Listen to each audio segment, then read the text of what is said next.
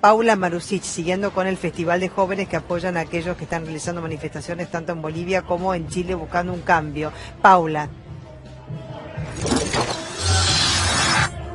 Sí, María Belén, seguimos nosotros trabajando aquí en Garín, en lo que es Madigraf, ex Donnelley, esta cooperativa a cargo de sus trabajadores que han logrado recuperar y sostener sus 150 puestos de trabajo y gracias a ellos poder seguir adelante sosteniendo sus familias. Pero están aquí con nosotros Nicolás del Caño, Miriam Bregman también, referentes del Frente de Izquierda y de los trabajadores, a quienes hemos visto en infinidad de estas movilizaciones en la Panamericana, cuando los trabajadores de Madigraf se acercaban hasta aquí, y hablábamos un poco antes con los trabajadores y lo traslado también a ustedes, lo dificultoso que han sido estos 4 años fundamentalmente para los trabajadores de cooperativas. Sí, así es. Bueno, creo que acá hay un ejemplo que se está mostrando también con este festival, donde muchos jóvenes vienen, participan, hay una confraternidad, también con los vecinos de los barrios aquí de la zona.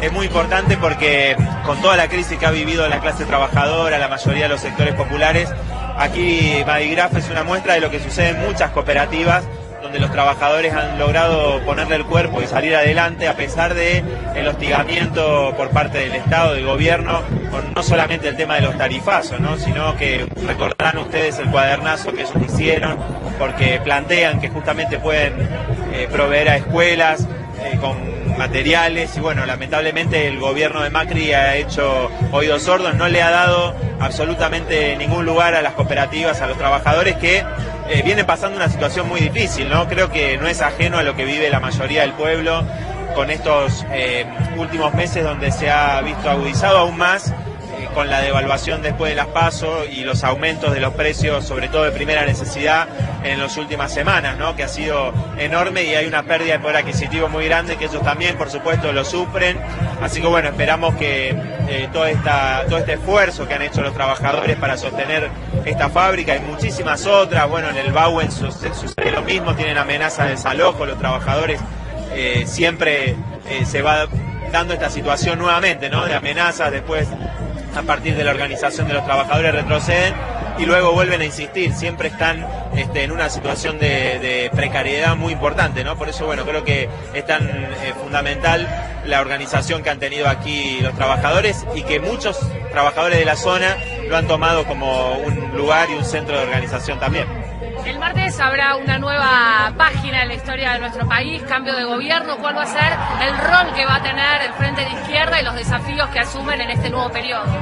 Bueno, este es uno, acompañar a las fábricas recuperadas y seguir reclamando, como siempre es hecho, que se contemple comprarle en primer lugar a las fábricas recuperadas, que tengan una tarifa social, que ellas puedan pagar y no sean ahogadas. Creo que es uno de los grandes compromisos que tenemos desde la izquierda, y más en general creo que si hay un voto que es previsible, si se sabe qué vamos a hacer cuando asumimos nuestras bancas, somos los diputados y diputadas de izquierda, porque nosotros nos manejamos por intereses y siempre vamos a estar defendiendo los intereses de las mujeres, vamos a estar defendiendo los intereses de los trabajadores y trabajadoras, los intereses de los jubilados y de la juventud. Hoy este lugar concentra un poco de eso, ¿no?, porque resume la defensa de los puestos de trabajo, de una juventud que puede organizarse, que puede venir a pasarla bien a un recital sin policía, sin represión, sin controles, sin que la estén hostigando.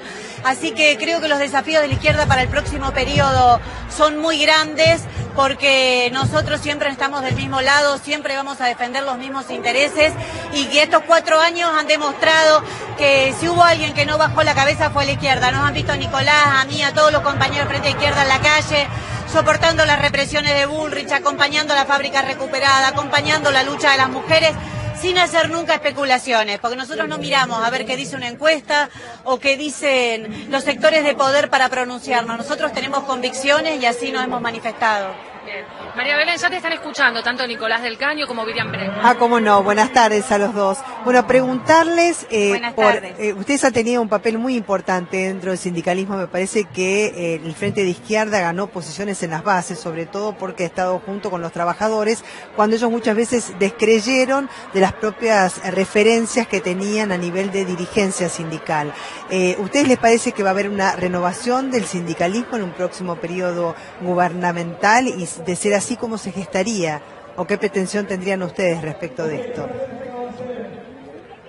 Bueno, Belén, te pido disculpas porque por ahí se escucha un Sí. poco cortado, acá hay mucho ruido, muchos pibes cantando, saltando. Mira, creo que yo tengo que analizar un sector que no ha tenido prácticamente cambios desde el 83 para acá, es el sindicalismo argentino. La verdad es que todos los procesos que nosotros con Nicolás hemos acompañado mucho, de organización desde las bases, de lo que se llamó el sindicalismo combativo, la verdad es que ha sido contra las direcciones sindicales, pero desde el Estado, de los distintos gobiernos, siempre se apuesta por esas direcciones, porque son las que garantizan lo que se llama la paz social. Ahora, la llamada paz social no siempre es en beneficio de los trabajadores, a veces significa retirarlos de la calle, significa que no luchen, significa que no defiendan sus intereses. Fíjate ahora, con toda la devaluación, el ataque al salario que significó la etapa macrista, Daer está diciendo de nuevo que no va a hacer nada para recuperar lo perdido, mientras las empresas en este tiempo, y más aún cuando se enteraron que se hablaba de un pacto de precios y salarios, se apuraron con los aumentos, se apuraron a saquear los bolsillos. Bueno, los trabajadores es la voz ausente, no están, no se escuchan cuáles son sus intereses, porque este sindicalismo que, como te decía, prácticamente no ha cambiado, no se ha renovado, se va reciclando, son oficialistas de todos los gobiernos, apoyaron a Macri como, no sé, algo que no creo que ni el mejor de la imaginación se podía resultar de una CGT que haya sido tan macrista, que haya hecho tan poco por defender los derechos de trabajadores y trabajadoras, y ahora ya dicen que van a aceptar lo que venga. Entonces, me parece que pueden apoyar a quien quieran, uno no cuestiona individualmente cuáles son sus ideas políticas, pero como CGT tienen que ser independientes de los gobiernos y tienen que tener la fuerza para enfrentar esas patronales que sí saben lo que quieren y cómo conseguirlo. Nicolás, respecto de lo que sucedió esta mañana, ¿no? Una ceremonia religiosa a propósito del 8 de diciembre, el Día de la Virgen, que tenía presentes a los presidentes entrante y saliente, ¿no? Juntos, codo a codo, lo vimos a Mauricio Macri sentado al lado de Alberto Fernández, y gestos, digamos, de unidad. De hecho, la misa fue para la unidad y la paz. ¿Cómo recibió el FIT esto? Mira, te pido disculpas también, María Belén, porque escucho muy bajo, hay un festival aquí atrás, muy importante. Mira, creo que, acá hay un cambio de gobierno que se da con sectores que tienen expectativas importantes, digo, con respecto a las promesas que se hizo desde el Frente de Todos. Por eso es muy importante también lo que señalaba Miriam con respecto a los dirigentes sindicales. Es decir, acá vemos a muchos empresarios que están manifestando que tienen crisis, que la situación es difícil, y lo que escuchamos es que todos tenemos que hacer un esfuerzo. Y en realidad acá hubo ganadores muy claros con el gobierno de Macri, los grandes bancos, los grandes empresarios, las empresas privatizadas de servicios públicos, que son las que nos han metido estos tarifazos brutales realmente a las mayorías populares, las petroleras. Creo que está claro quiénes fueron los que han ganado, las patronales agrarias, mientras las grandes mayorías han perdido. Por eso nosotros, tenemos un programa y un planteo muy claro, lo hemos dicho en la campaña, en los debates, el desconocimiento de una deuda que es completamente ilegítima y además es ilegal porque no pasó por el Congreso. Tenemos un planteo muy claro que es ir a fondo con la renacionalización de las empresas de servicios públicos privatizadas y terminar con los tarifazos. Ahora, en el 2018 votamos una ley, todas las fuerzas que éramos oposición en ese momento, para que se retrotraigan tarifas a noviembre del 2017. Bueno, al menos esperamos que suceda eso, es decir, que lo que cuando eran oposición votaron en el Congreso ahora lo lleven adelante, porque la situación es muy difícil.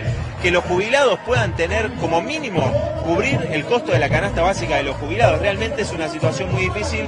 Por eso, en primer lugar, los dirigentes sindicales tendrían que tomar cartas en el asunto, exigiendo lo que reclaman muchos sectores de trabajadores, un bono de fin de año, inclusive, que es una medida ultra elemental, mínima, de emergencia. Nosotros propusimos en el Congreso que se trate y fue rechazado por todos los bloques, no solamente por Cambiemos. Entonces, los dirigentes sindicales tendrían que estar poniendo esos intereses sobre la mesa que, nosotros no estamos de acuerdo con que se plantee este Consejo Económico y Social, donde realmente crear una institución donde los empresarios van a influenciar al gobierno y que estén estos dirigentes sindicales que, como decía Miriam, estuvieron siempre apoyando a Macri o dejando pasar todas las medidas de ajuste. La verdad que eso no es bueno para los trabajadores, por eso hay que exigir que se tomen las medidas necesarias de parte de los sindicatos, de todas las organizaciones de trabajadoras y trabajadores para que se empiece a recuperar lo perdido durante el gobierno de Macri.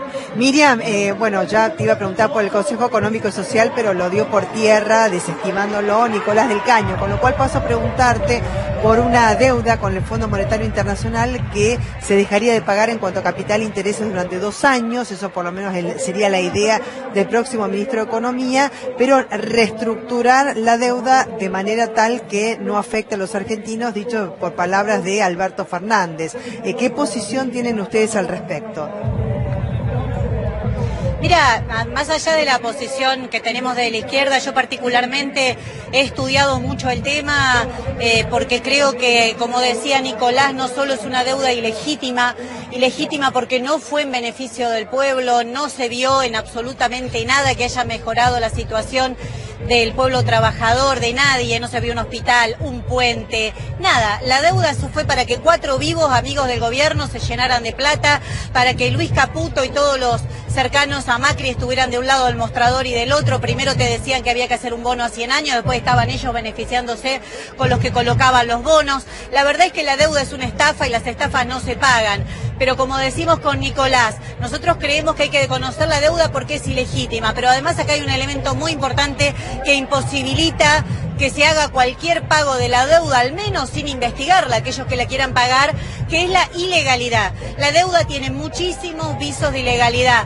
Hace unos días estuvo Eric Toussaint, un economista muy famoso en el mundo, que estuvo en Grecia, que estuvo en Ecuador, que fue uno de los que organizó la investigación de la deuda en Ecuador y demostró como la mayor parte de la deuda era ilegal, que opina lo mismo de la deuda argentina. Bueno, estuvo en C5N en el programa de Alejandro Berkovich y explicó muy bien esta doctrina de la deuda odiosa, que es una doctrina del derecho internacional que muestra que cuando la deuda es ilegítima y es ilegal, los pueblos no tienen por qué pagarla, porque la deuda no la pagan los gobernantes, no la paga Macri y sus amigos de su propio patrimonio, la paga todo el pueblo a través de lo que sacan de la recaudación, de lo que sacan con impuestos regresivos como el IVA, como el impuesto al salario. Eso va a pagar la deuda. Entonces, es evidente que hay que hacer un stop urgente, que hay que parar cualquier discusión.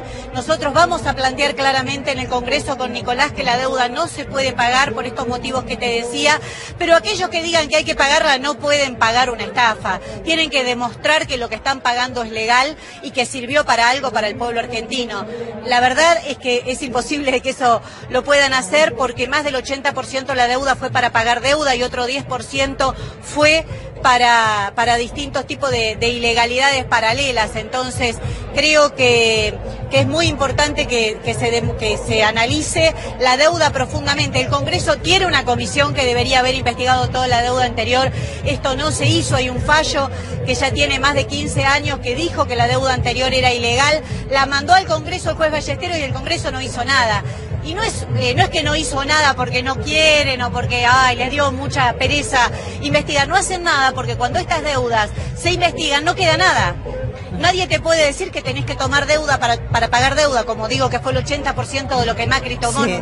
El otro 10% fue centralmente para fuga, por ponerle un nombre más genérico, porque si no, si la deuda se investiga, nadie te puede decir que la tenés que pagar. Entonces creo que va una gran discusión. La deuda con el fondo es ilegal y la deuda con los bonistas, salvo algún caso particular que lo podrán demostrar si su título es legal. Siempre ponen ejemplo de los ahorristas privados. Bueno, sí, que demuestren que es un jubilado de Italia que tiene una deuda legal, pero es al revés. Ver, sí. Tienen que demostrar que su título no es parte del gran fraude, que fue una de las grandes estafas del macrismo, ¿no? A mí me daba un poco de vergüenza hoy, Miriam, viéndolo rezar en público mientras dejó todo el país hundido. Muchísimas gracias, Miriam y Nicolás, a los dos, y Paula también por tu trabajo. Gracias.